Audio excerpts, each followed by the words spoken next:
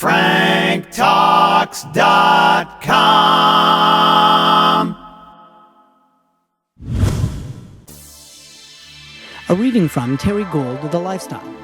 Hi, I'm Zoltan, and welcome to another edition of Frank Talks, Pleasures and Lifestyles, a reading from.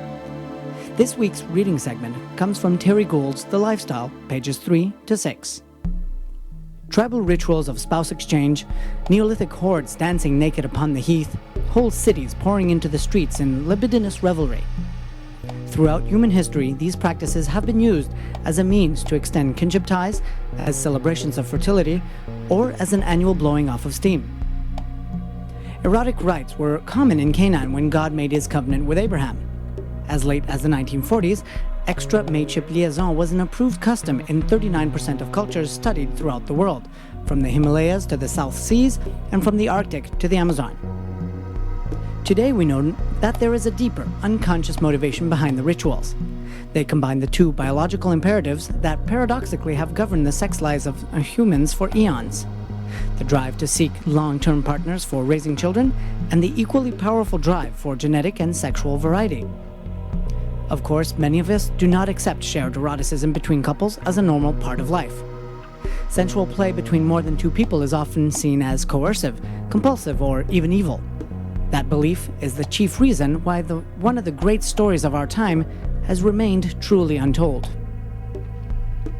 This book breaks the lock on denial.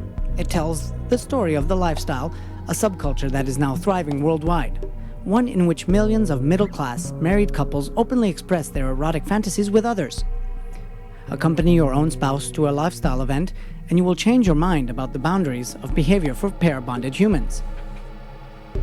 Acting within strict rules of etiquette, lifestyle couples participate to varying degrees in everything from sexual costume parties to multi-partner sex as a form of social recreation within marriage. Every ball they attend revives the time-honored tradition of the rustic bacchanal. The lifestyle has grown so quickly in recent years that wherever you live, you won't have trouble finding it. It is not an underground movement or a cult. It is a public, grassroots heterosexual orientation among mainstream couples who claim to have overcome the kind of loneliness, jealousy, and shame adulterous marrieds endure. Lifestyle play couples belong to 300 formerly affiliated clubs in 24 countries and to thousands of unaffiliated clubs. They have their own travel industry that flies them to a dozen vacation spots catering to their tastes. Hundreds of magazines and thousands of websites, news groups, and chat rooms keep them connected. Large lifestyle conventions are held 11 times a year in 8 U.S. states, sometimes monopolizing entire resorts. The 3-day Lifestyles 96 convention in San Diego drew 3,500 people from 437 cities in 7 countries. 1/3 of the participants had postgraduate degrees, almost a third voted Republican, and 40% considered themselves either practicing Protestants, Catholics, or Jews. Public figures with towering positions in society, pro-sex feminists, and even evangelical Christians attended the convention as lifestylers. But where did this term lifestyle come from?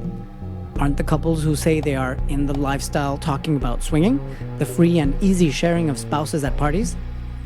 Lifestylers will patiently tell you that some of their number don't go that far. They adopted their global name in the 1980s because more and more straight couples were attending their events, and they wanted to be freed from the snappy terms that made them into media fast food. A lifestyle party quite often does not culminate in sexual intercourse among couples. Roughly 10% of the people who attend just like being in an atmosphere where such an interchange is conceivable. Lifestylers believe they live in a certain style that melds responsible family values, matrimony, children, emotional monogamy, with the erotic cultivation of their marriages through the practice of rites they celebrate as fun and natural. It's that simple, and it's that complicated. Even the most avid proponents of the subculture admit the behavior of play couples can sometimes appear pornographic, a threat to civil society, especially when strobe lit in a camera's flash or summed up by the huge bug-eyed mainstream press as a shocking expose of swingers running rampant. Lifestylers have been described as uncivilized, dangerous, smelly, repellent, tacky, and revolting, labeled as deviates, and zoomorphized as lizards and hippos. Never comfortable with the chaos of sex, city police forces and government agencies regularly investigate lifestyle clubs. They infiltrate dances and threaten to withdraw the liquor licenses of the hotels that host them. They raid private homes and charge participants with public lewdness, and they sometimes wind up arresting themselves, since a number of male and female police officers are lifestyle members. Despite this harassment by morality squads, most studies show lifestylers to be absolutely not deviant and quite normal psychologically. They also note the behavior of swingers does not involve a victim.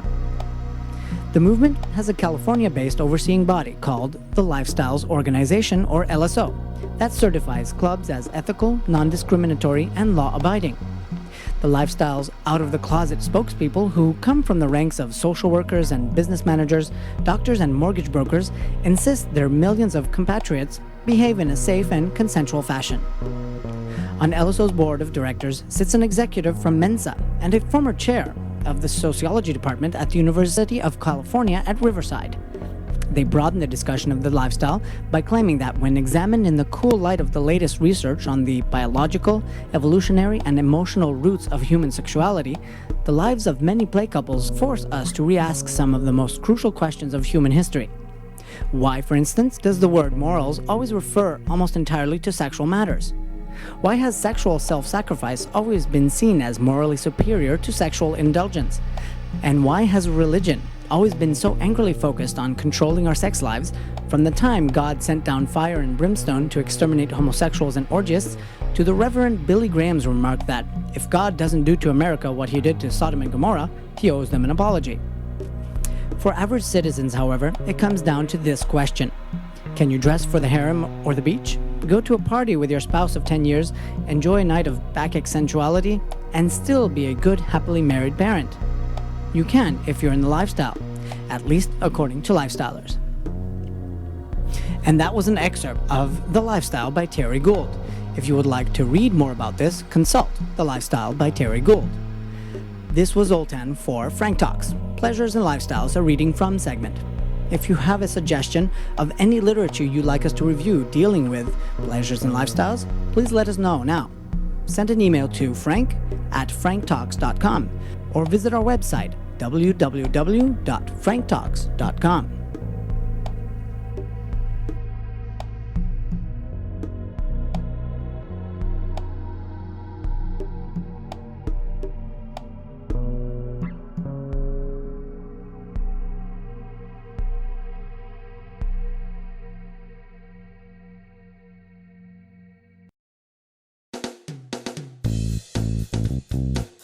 Remember to sign up for the Alternative Relationship Choices ARC newsletter and get weekly tips to guide you through polyamory, swinging, and the basics of non-monogamy.